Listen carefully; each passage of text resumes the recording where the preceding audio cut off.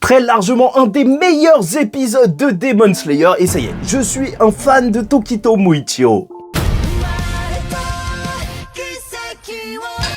Mesdames et messieurs, ici Chage sur la chaîne secondaire Serial Chage le Phénix pour vous parler de cet épisode 8 de Demon Slayer, cette saison 3, et donc voilà, chaîne secondaire, un peu moins de montage, mais toujours autant de passion. Un épisode qui a pour titre la signification du prénom Muichiro, vu qu'au début, son frère va lui dire que c'est inutile, mais en fait, c'est infini, comme la force qu'il va déployer face à cette 5e lune.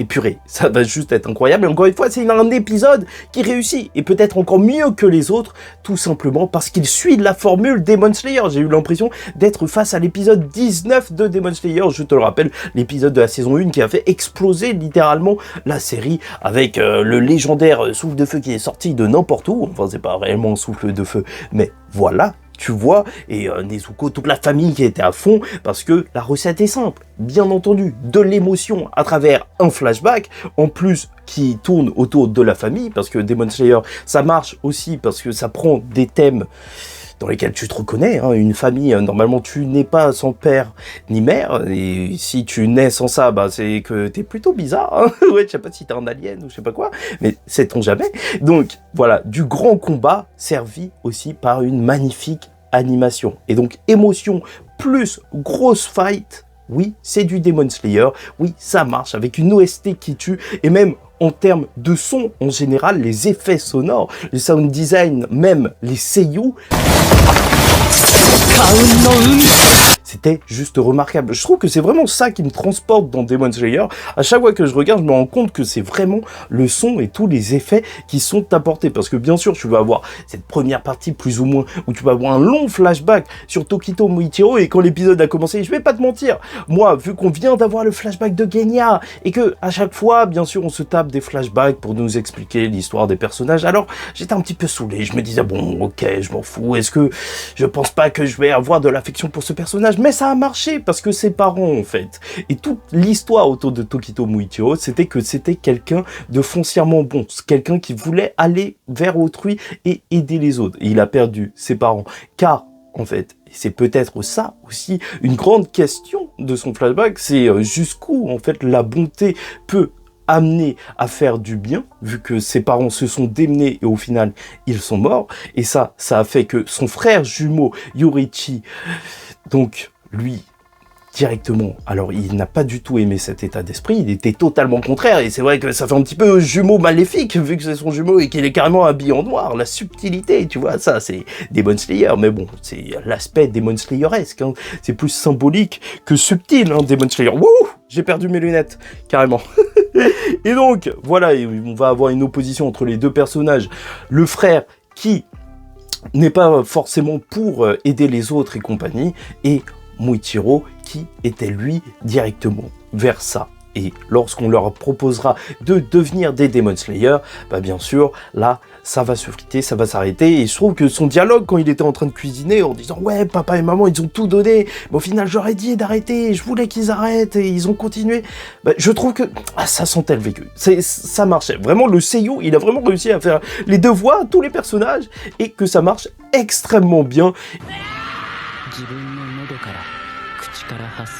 Et franchement, l'arrivée du démon, parce que dans chaque flashback, bien sûr, qu'il faut qu'il y ait un démon, sinon ça s'appellerait pas Demon Slayer, qui est arrivé de n'importe où, alors que tout était calme. En fait, c'est pas parce que cette scène, on s'y attendait que ça ne marchait pas. Justement, c'était sûr qu'un démon allait arriver, mais purée, tout cet OST, en fait, toute cette ambiance aussi calme d'une nuit d'été, on dit oui, il fait très chaud, ils arrivent mal à dormir et tout. Bah, ça fait que ça marche en fait.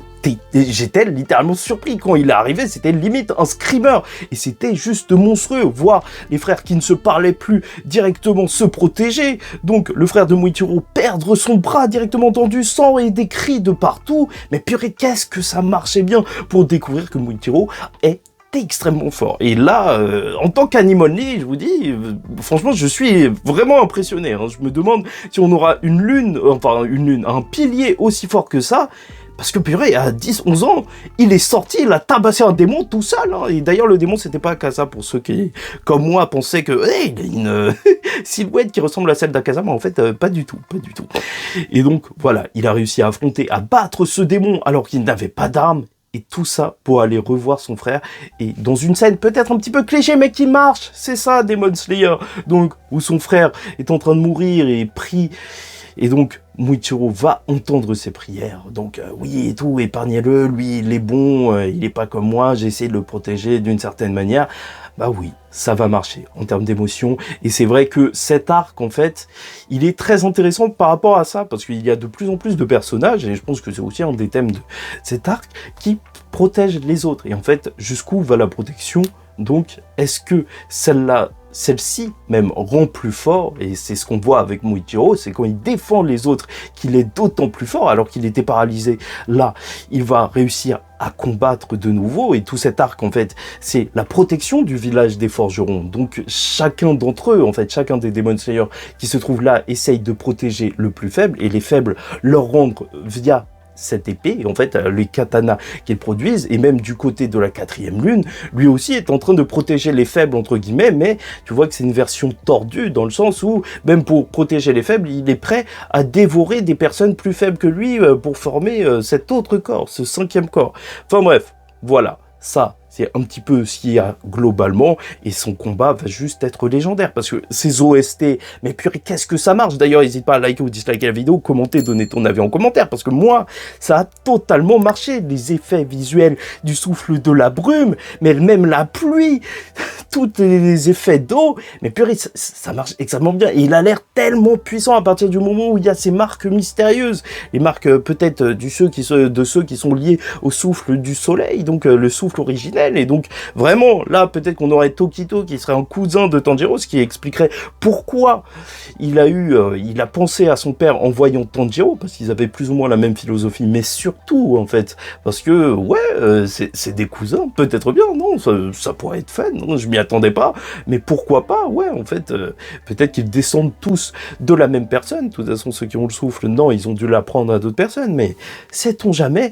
Et purée, il a été impressionnant, vraiment découpé la 5e lune, juste au niveau du coude, juste un petit peu, en plus il y a des tentacules et compagnie, mais non, il arrive à tout couper dès qu'il a son nouveau katana, un katana, et en plus est extrêmement bien mis en valeur, parce que l'opening, l'ending, il change un petit peu pour montrer un petit peu plus Muichiro, je crois, et cette petite teinte bleutée, non mais ça marche bien, tu sens vraiment que c'est un beau katana. Je trouve qu'ils ont vraiment réussi justement à te montrer dans cet arc, et c'est ça qui est fort, que le katana est important, parce que quand il se bat au début avec un katana tout pété, là tu vois tout de suite la différence, lui qui repense à son forgeron, lui qui le remercie, ça y est, il a totalement changé, il avait plus ou moins adopté étrangement en fait, en ayant son blackout, la perte de ses souvenirs, en étant dans la brume, donc la personnalité de son frère jumeau.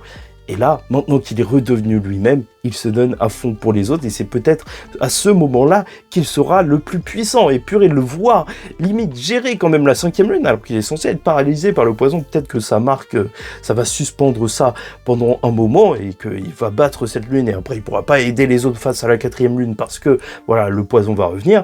Mais dans tous les cas, ouais, purée, il a l'air, mais juste super puissant. Tu le vois tout découpé, tout éclaté sur son passage. Et même les scènes annexes, hein, comme Aganezuka, qui continue de faire le katana alors qu'on lui a percé un œil, alors que même la baraque explose. Il rattrape le truc et il commence à faire grincer la pierre pour la... Mais, franchement, c'était affreux. Hein. Moi, je supporte pas ce son au niveau des oreilles, donc... ouais, c'était un peu chaud, mais vraiment, cet épisode, ça fait qu'il marche très bien.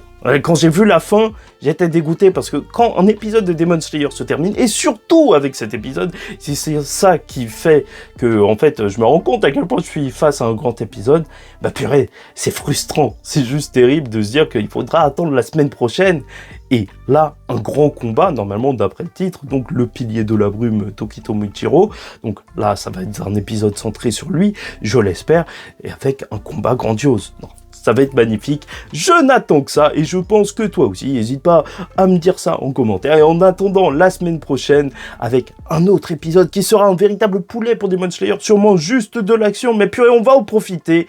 Alors je vous dis ciao tout le monde, faites très attention à vous, et surtout, paix sur vous.